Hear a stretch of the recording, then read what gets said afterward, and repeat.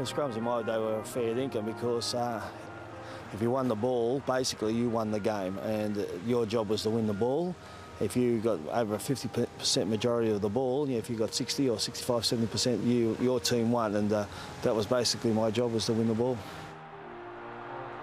They were very competitive and very hard.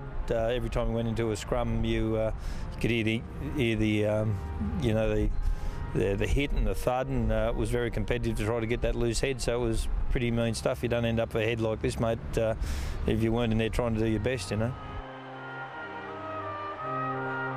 Some of these young little hookers wouldn't, well, should I say halfbacks, come hookers, wouldn't have survived in the old days.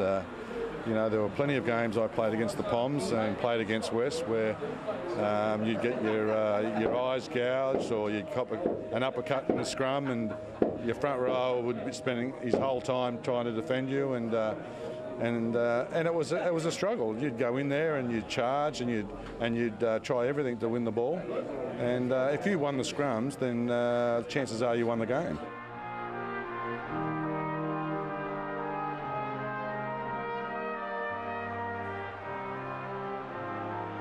I remember in my first scrum working out, it was my loosened feet, so I had to win the scrum. I'm just about ready to strike for the ball, and all of a sudden, John Gray's hand slipped around and went straight over my face. I couldn't see, and he took the ball off me. Well, I got an absolute bath in the scrums, and I'll tell you what, he taught me a lot, John Gray, that day.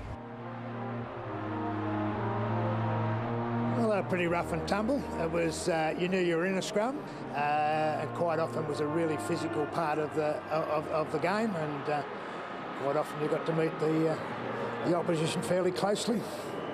Can you recall the worst thing that ever happened to you in a scrum? Yeah, I think it was Benny Elias kissed me. that was the worst thing that's ever happened to me, and just just a bit of fun.